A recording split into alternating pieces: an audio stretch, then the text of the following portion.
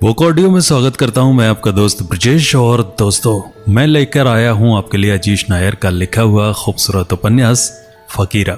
पिछले अंक में आपने सुना कि गुड्डी ने कोचिंग के बाद मिलने के लिए बुलाया था, और जब किसी और के पूछने पर मैंने बहाना बनाया कि मैं किसी दोस्त का इंतजार कर रहा हूं तो गुड्डी बड़ी नाराज थी। चलिए बढ़ते हैं कहानी में आगे की ओर। गुड्डी, लोग देख रहे हैं, हंस रहे हैं। मैंने कहा, तो मैं क्या करूं, मुझे इस वक्त घर जाना है तो बस घर जाना है। उसने कहा। उसका गुस्सा तो कम ही नहीं हो रहा था। इतना खूबसूरत चेहरा और इतना गुस्सा, सच में ये उसका एक और नया रूप था। वो घर की तरफ जा रही थी और मैं उसके पीछे पीछे। जैसे हम कॉलोनी पहुंचे सब हमें देखने लगे। गुड्डी, सब देख रहे हैं, मैंने कहा। तो मैं क्या करूं? उसका गुस्सा अब तक शांत नहीं हुआ था। अच्छा ठीक है, यहां से तुम घर चले जाओ, पर कम से कम अपना फोन नंबर तो देकर जाओ। क्यों दूं आपको? उसने पीछे घूमकर मुझे देखते हुए कहा। गुड्डी देखो, सब देख रहे हैं, तमाशा न बनाओ प्लीज। मैंने थोड़ा गिड़गिड़ाते हुए कहा। नहीं दूंगी मोबाइल नंबर, जाइए। इनको बताने में शर्म आती है कि ये मुझसे मिलने आए हैं, वो भी उस चुड़ैल मोनिका को।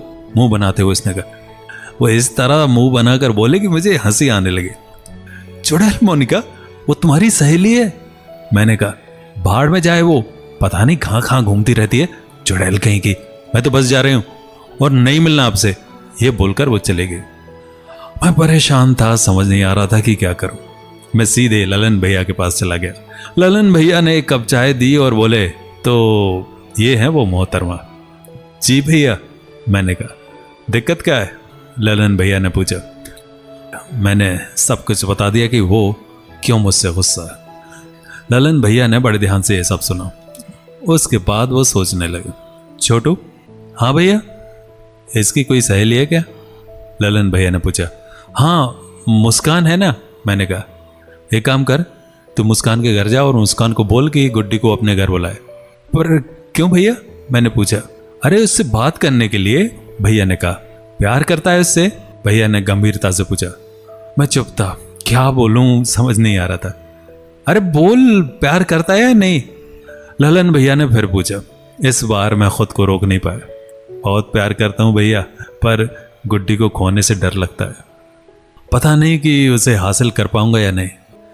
जिंदगी उसके साथ गुजारना चाहता हूं, जीवन साथी बनाना चाहता हूं, मैंने कहा। पता नहीं मैंने ये सब कैसे कह दिया, पर जो भी कहा पूरे दिल से कहा, और दिल से कही गई बातें सत्य होती।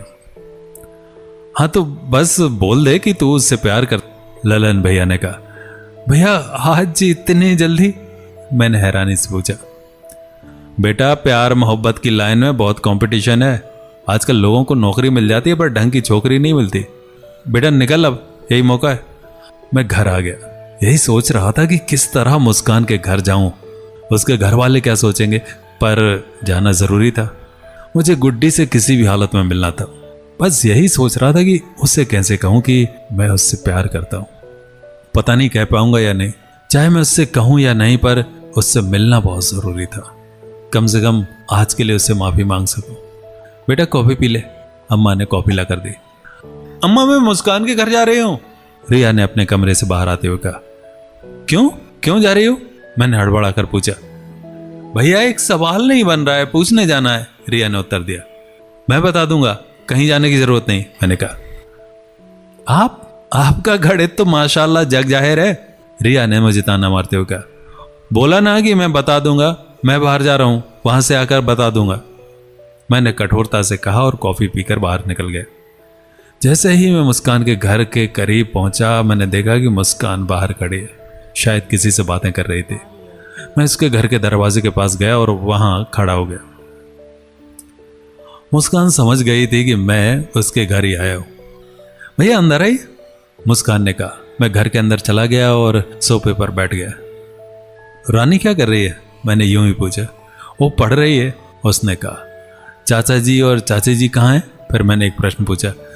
माँ पापा तो एक शादी में गए हैं, परसों आएंगे, उसने कहा। भैया कैसे आना हुआ? मुस्कान ने पूछा।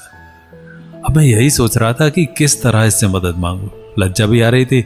एक लड़की जो मेरा इतना आदर करती है, उससे मैं इस तरह की मदद मांगू। क्या हुआ भैया, बोलिए ना, कुछ मदद चाहिए क्या? मुस्कान ने मुस्कुराते हुए कहा। अब बात यह है कि आज गुड्डी मुझसे गुस्सा हो गई, मैं उससे मिलना चाहता हूँ। अगर तुम उसे यहाँ बुलाती तो अच्छा होता। मैंने हिम्मत कर कह दिया। वो मुस्कुराई जैसे उसे सब कुछ पहले से पता हो। हाँ भैया, मैं उसे बुलाती हूँ, मुस्कान ने कहा, पर उसे बताना नहीं कि मैं यहाँ हूँ। मैंने कहा, ओके भैया। मुस्कान ने उसे फोन कर बुलाया। अब मैं यही सोच रहा था कि मैं गुड्डी से बात क्या करूं। बेहतर होगा कि उसे पहले माफी मांग लूं, फिर हिम्मत कर उसे बता दूं कि मैं उससे प्यार करने लगा हूं। फिर मन में ख्याल आया कि अगर उसने मेरे प्रस्ताव को ठुकरा दिया तो। सच में बड़ा डर लग रहा था। मुझे समझ में नहीं आ रहा था कि ये क्या हो रहा है। अपनी पढ़ाई के लिए जाना जाने वाला शिवन किस तरह प्रेम के चक्कर में पड़ गया है। मैं खुद पर ही विश्वास नहीं कर पा रहा था। मैं पागल सा हो गया था उस लड़की के लिए जिससे हाल फिलहाल में बात की थी। मैं चुपचाप छत पर चला गया और छत से नीचे की ओर देखने लगा। बाहर ज्यादा लोग नहीं थे। कुछ देर तक मैं नीचे देखता रहा और फिर अचानक मैंने देखा कि गुड्डी आ रही है। उसको देखकर मेरे दिल की धड़कन तेज हो गई। वो चुपचाप मुस्कान के घर की तरफ आ रही थी। उसको देखकर लग रहा था कि अब उसका गुस्सा शांत हो चुका है। वो वाकई मेरे लिए राहत की बात थी, क्योंकि वो गुस्से में एकदम बात नहीं सुनती थी। कुछ देर बाद मुस्कान और गुड्डी छत पर आए। गुड्डी के चेहरे पर शांत भाव था। पता नहीं वो क्या सोच रहे थे। मैंने खामखा उसे यहां बुला लिया था। पता नहीं वो क्या सोच रही होगी। मुस्कान हम दोनों की हालत देखकर मुस्कुरा रही थी। कुछ देर तक हम सब चुप थे। फिर अचानक मुस्कान ने इस शांति को सुखद तरीके से तोड़ा। लगता है मेरी मौजूदगी में आप दोनों बात नहीं करेंगे। ठीक है, मैं चली कॉफी बनाने, आप दोनों बात कर लीजिए फटाफट। ऐसा कहकर वो हम दोनों को छत पर छोड़कर चली गई। उसके जाने के बाद भी हम दोनों चुप रहे।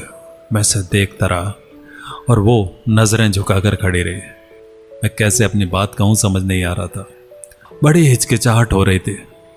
पता नहीं अगर उसे खराब लगा तो, अगर उसने मेरे प्रस्ताव को ठुकरा दिया तो, अगर वो फिर से गुस्सा हो गई तो। बहुत सारे प्रश्न मन में चल रहे थे। मन बड़ा अशांत था। केवल गुड्डी का प्रेम ही इस अशांत मन को शांति प्रदान कर सकता था। क्या गुड्डी को अपने मन की बात कह पाया? क्या गुड्डी फिर से नाराज हो जाएगी? जानेंगे अगले अंक में। तब तक नमस्कार।